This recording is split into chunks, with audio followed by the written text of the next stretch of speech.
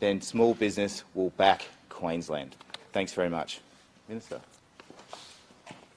Thanks so much, Mick. And it's great to be here in Stafford with this wonderful company, Office National, very proudly supported by local member Jimmy Sullivan. And we know that this announcement today is something that CCIQ has been calling for and working towards for the last couple of years with us.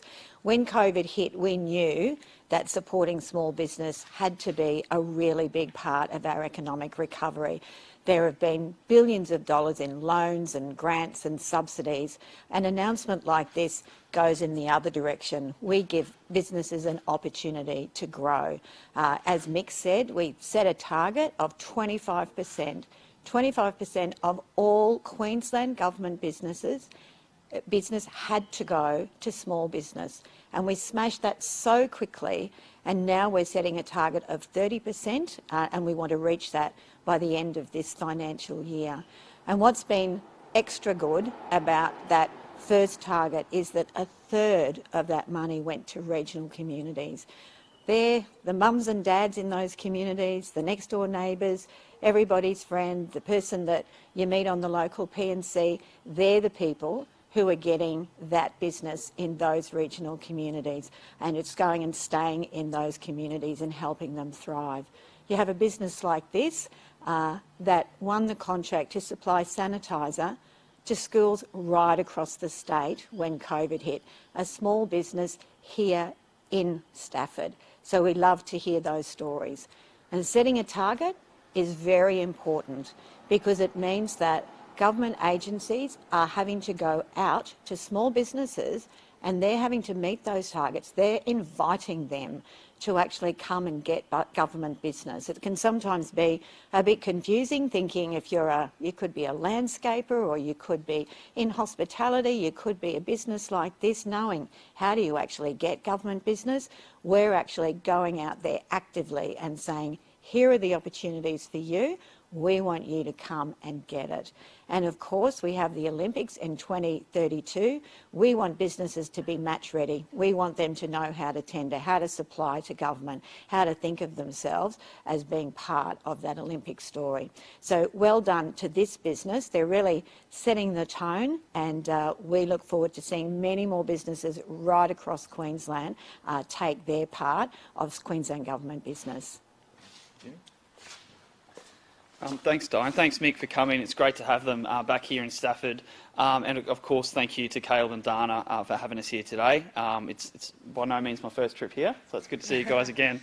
It's a fantastic announcement to support local businesses and a reflection that, as the Minister said, it's small businesses like this in small industrial estates right across our suburbs that are getting this work. And I'm really proud to be part of a government that backs them, and I think small businesses like this know that. Today's a beautiful day here in Stafford along the Kedron Brook. I want to pay respect to this business who, while today it's beautiful, they did suffer under the floods. They got in here and in typical fashion with hard work and passion, kept trading, got back on their feet and are continuing to grow with hard work and business smarts that they've got.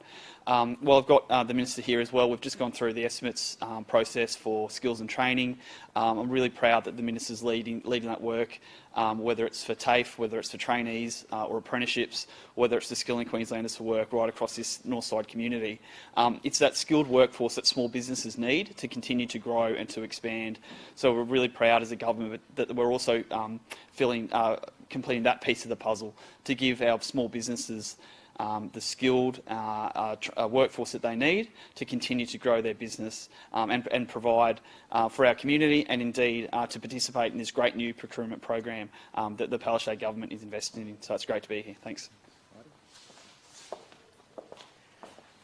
We are so pleased to be at Office National today and to be seeing a Queensland small business thriving. CCIQ welcomes this announcement today. It is great for Queensland businesses, it's great for their employees, and it's great for the economic prosperity and growth of our state. What this target means by increasing it is we're seeing more opportunities for Queensland businesses.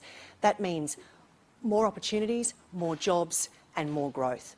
It also means that Queensland businesses will be match fit and they'll be ready to take up the opportunities that we're going to see in Queensland over the next decade.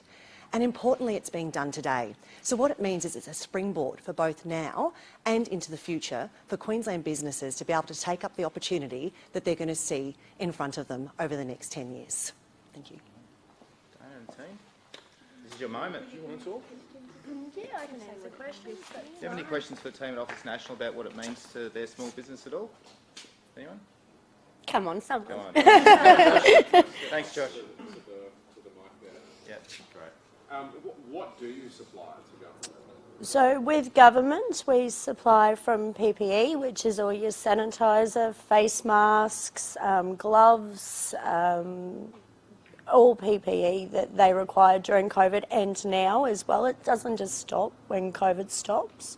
We also have stationaries, so from all the schools, TAFEs, unis, to your local convenience store. We can supply register rolls, paper, anything that you can possibly think of. We've developed a business that is a fit for all. So we basically want to be known, Everyday Office National, they're there to simply help you. So anything that you could imagine, from the notepad and pen that you're using right now, we can supply it. Is the government a good customer? Do they pay you on time? The government are very good at paying on time, especially when they announced paying quicker than most when that come out. But to be honest, we have to thank the government for what they've done during COVID and before COVID. People weren't spending. Now COVID hit, people needed to be very careful with their expenditure. If it wasn't for the government, I wouldn't be standing here today as confident as we are in the growth of our business. So for that, we have to sincerely thank the government and announcing the spend for small business, because without them, yes, we wouldn't be here. How tough is it competing against international markets? It is tough, but again, once we understand, and the government are there to help small business, it's one thing people don't realise. You can give them a call and say, we're not understanding what to do here, or how do we get in to be able to do this? The tender processes are quite simple, to be honest. You just need to have the passion and dedication to want to do it and work with them, because they honestly do work with you and they want to be part of your team and see you grow as well, which is really good. Thank you. I'm happy to take any questions. Might start with any questions about the procurement announcement, and if there's no more questions about that, we might let Dana and her team get back to work supplying the Queensland government. Is there any questions about today's $300 million injection into small business? Given there is going to be so much going on with the lead up to the Olympics, do you think this target could be hiked further? Well, we're very pleased that we met and beat our 25% target. That's what's given us the confidence to lift it from 25% now to 30%. This is a game changer for small businesses across Queensland. And as we heard from Dana and her team this morning, this is about giving them the opportunity to deliver secure jobs. If they're seeing that investment going offshore or just with big companies that might have their headquarters in Sydney or Melbourne, rather than supporting businesses in the back streets of industrial estates like this one right across Queensland, those jobs go overseas. So we'll look at the success that we have delivered in the past. If we achieve our 30% target, I'm sure that Heidi and her team at CCIQ will be talking to us about what more we can do to continue to support small businesses. Anything else? Some other matters. Okay, we might. Do you guys want to get back to work? All right, we'll let you off the hook. Thank you very much. Yes, thank you. Well Thank done. you very Thank much. you very much. No worries, you're welcome. Thank you. All right, we're going to head off to netball. Yep. We're going to let Jimmy go. He's got a netball carnival to get to. Very important. Yeah. Thank All you. right, mate. See you soon. All right. This police inquiry, what do you make of Paul Taylor's resignation? Did that come soon enough? Well, I heard the comments that he made, and I don't think there's any setting in which those sort of comments are acceptable. He's done the honourable thing and resigned, and that was the appropriate thing to do. Does the government have confidence in the way that the police commissioner is handling? The government has full confidence in Commissioner Carroll. She is leading the work to improve the culture and capability of the Queensland Police Service. We support her in that work. I think all Queenslanders have great confidence in Commissioner Carroll. Even though she didn't voluntarily want to go before the Well, the details of the inquiry I'd need to leave to the police minister, but we know that Commissioner Carroll is an esteemed servant of this state and all of the roles that she has held. We have full confidence in her ability to lead the police service, and we have full confidence in her ability to continue to improve its capability and improve its culture. The work that is happening as we speak in terms of enhancing their capability to deal with the scourge of domestic and family violence is incredibly important, and I can't think of any public servant that could do a better job at that than Commissioner Carroll. Should the other officer singled out in the inquiry this week resign? I haven't heard what the other officer has had to say, but I think if those comments that perhaps he has made are of an equally vulgar nature, then I'm sure that he will make the right decision and do the honourable thing as well. His name was Chief Superintendent Ray Rowetter, and during a speech where there were police leaders involved in this conference, he yelled out, and this is what the inquiry heard, did she shut her legs on you, in reference to an injury on his face and in regards to a promotion that this person in the speech had been given. People, the inquiry was told that people walked out of that speech. This officer still remains in the QPS. Is it a tenable position? Well, if I was at that event and I heard that language, I would have walked out as well. I find that completely unacceptable. I think all Queenslanders do. In terms of what he decides to do, in terms of what he has said, is a matter for him, but I can't underscore enough how unacceptable I find those comments. Are you glad that these issues are being ventilated in the inquiry? I think these issues have to be ventilated. The scourge of domestic and family violence is a cultural issue facing the entire nation, and every step that we can take to protect women and children experiencing domestic and family violence, prevent more of it, are steps that we should take. Processes like this one, they're going to be difficult, and they're going to be difficult situations for individuals and organisations to face, but we've got to face them. We heard from Minister Fentiman last week. The Attorney-General said that 3 women lost their lives in the last week. We must do everything that we can, everything that's humanly possible to prevent more loss of life, more of those harrowing situations, and of course those sort of comments that we heard revealed at that inquiry in the last week do not set the right tone or the appropriate culture in any setting. And so we need to stamp out that sort of language, we need to stamp out that sort of culture, and that's what this government is committed to doing. Do you believe sexism is widespread in the QPS? Look, I'm very close to the Queensland Police Service in the community that I represent, and I have never seen sexism in the Queensland Police Service in my local neighbourhood. I think the issue of sexism and misogyny is something that exists to an unacceptable level in a range of organisations across the nation, and that's why we have to weed it out.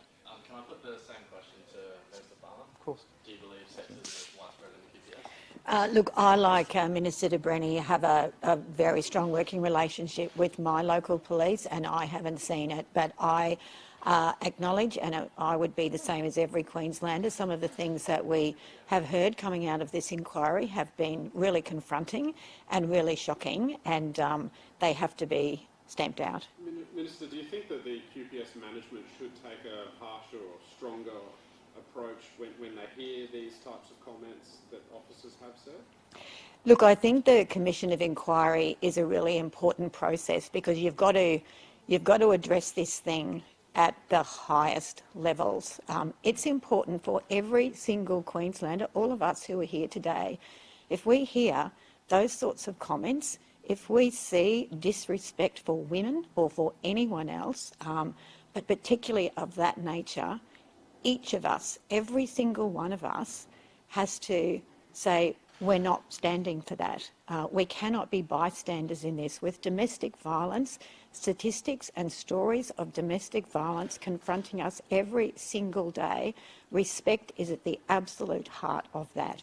Our police, Queenslanders expect our police to operate at the highest standards. So this Commission of Inquiry, it is very, very confronting for all of us, very, very confronting for the many, many excellent police officers who are doing their job to the best of their ability. And I want to thank those good police officers for what they do. They too would want to be sure that their peers, that the police force is operating at its absolute best. And you have full confidence in the Commissioner's work that she's doing? Absolutely. She has been very strong on this issue, on the issue of domestic violence as well, and in particular. And she has said that she will do everything she can to make sure that our police force is operating at its best. Have you got any reaction to Health Minister about Dark getting melanoma cut out? Yes. Look, in fact, I was just exchanging messages with her this morning. It is really a message to all of us to make sure that we go and get checks. And I want to commend that hairdresser, really. There's nobody else, including yourself, who's going to actually be looking at your scalp. And so Yvette was very, very fortunate that hairdresser could see that. But we know Queensland, we are the Sunshine State, and unfortunately part of that means that we are very prone to skin cancer. So I really commend the Health Minister for sharing her story, and it is a message to all of us. Do not take your health for granted. Make sure you go and get regular checks. Thank you. Thanks, everybody. Thanks. Thanks. Great work. Yeah, no, that's good. They've got some good stuff.